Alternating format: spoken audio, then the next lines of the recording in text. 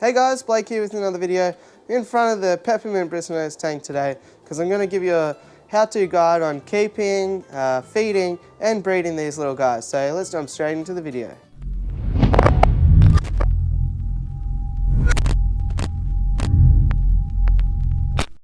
So I was recently stoked to see that I'd successfully bred these Peppermint Bristlenose, so stay tuned for the end to see what little trick that I did to trigger that breeding activity. But for now, let's talk about these species of Bristlenose. So they're a highly sought after and somewhat expensive fish here in Australia. I've got a colony of 15 in here, which I bought as juveniles just to make sure that I would definitely have a male and a female growing up, and it was just a lot cheaper to buy them as really young, almost fry. So good tip for you, I guess, if you got the time, feel free to buy them young and grow them out. In terms of the care, it's just like any other Bristlenose. They're super hardy. They'll tolerate a wide variety of pH. Just the best bet is to not just take them from a really low and dump them in a really high. Just acclimate them across if you are going to transition them to a high pH environment. But I've kept normal Bristlenose in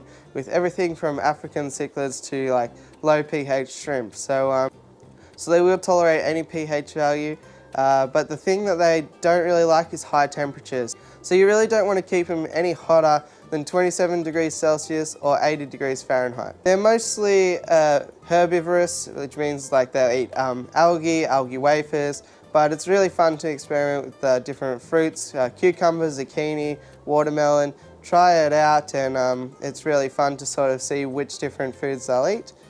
Other than algae wafers and different fruits and vegetables, you really shouldn't see them going after anything too carnivorous. If you do have a fish that passes away in the tank, they will probably go and clean the body for a period of time, but other than that, you really shouldn't see them chasing down any other fish or really bothering anyone else. If you do, it's usually for two reasons.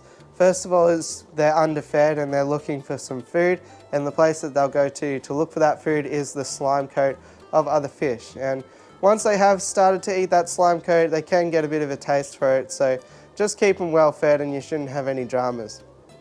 Other than that, you might find that there's maybe not enough caves in the tank, so they'll probably fight for territory to try and claim a cave. So if you notice them fighting with other bottom-dwelling fish especially, you need to get more environment in there for them to be able to set up a territory. So just put a few more caves in, and that problem should be gone pretty quickly as well. Overall, a really super hardy fish, a great looking fish, and one that is relatively peaceful, so you can keep it in community tanks and all that without any problems. They do get quite big. They can get, about 5 inches or so, roughly 12 centimeters. So you want to keep them in a decent space. I wouldn't keep them in anything sort of less than a 2-foot long tank or a 60 centimeter tank, just for that reason. They get pretty big, and if you have a planted tank with lots of fine plants, just being that size, they can sort of dig them up a little bit, but I find that they've been fine in all of my planted tanks, that's for sure. But the key to what I did here to get these guys to breed is somewhat unusual. So a lot of people have trouble sparking Peppermint Bristlenose to start breeding, but once they do, they tend to get the hang of it fairly quickly. So a good tip that I did, and one that I recommend you guys put into place as well, is you can see down here, there's a standard albino Bristlenose Pleco here.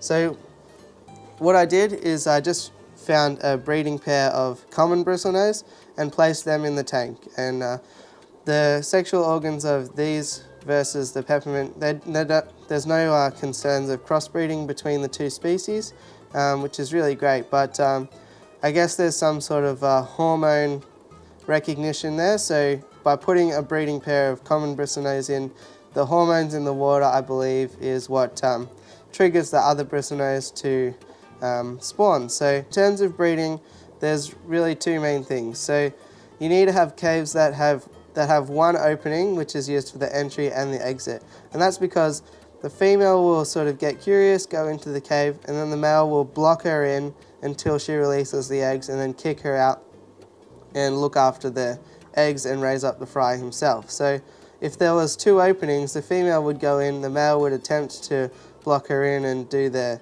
thing, but she would just go out the back end or whatever the other opening was. So make sure there's only 1 opening in your caves, and then the other tip is just to put some breeding pair of another type of bristlenose in here, making sure that they can't crossbreed, and the hormones in the water should get these guys going.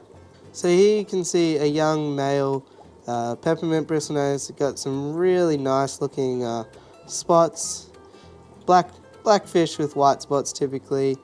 The reason I say it's a young male is because the main differentiating factor between bristlenose are bristles on their nose, funnily enough. So this guy just has 1 or 2 starting to emerge now, which I'm not going to show up on camera, but you'll have to take my word for it.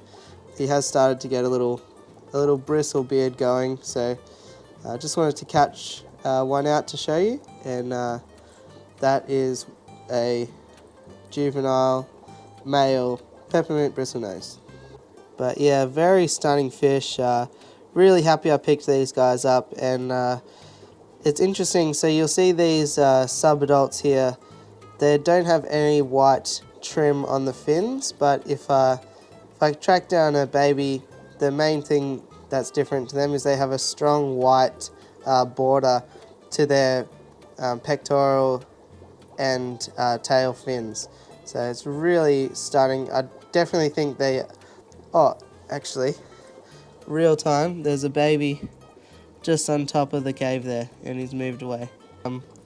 That's the main difference, is you're going to find that the babies are going to have white trims on their fins, but yeah, don't get too attached to that because it does disappear as they grow into maturity. So this is typically how you view them. I've just moved some of the plants out of the way so that we can see into the cave. You don't need to stack them up. It doesn't really matter what formation the caves are in, but yeah, you'll mainly just see typically males sitting at the end of the caves like this, just keeping to themselves. They are very nocturnal, so they're way more active at night, and that's when you'll see them venture further from their caves.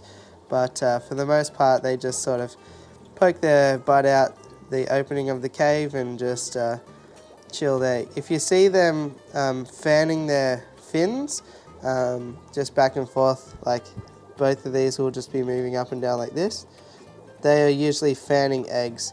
So that's the best indicator to know if you've got a male sitting on eggs. They'll be moving their fins back and forth, fanning the eggs to make sure they don't get fungused. In terms of feeding the babies, nothing special. They can pretty much take algae wafers straight away. Rapashi, the Soylent Green, is another great first food for baby bristlenose and adult bristlenose, but because they eat by sort of rasping on foods, you don't need to size the foods according to the babies or anything like that you do with other fish. Other than that, be sure to support your local fish store or aquatic supply company, and all the best in your fish keeping journey. So if you liked the video, please like, subscribe, and all that fun stuff, and I'll catch you in the next one. Thanks for watching.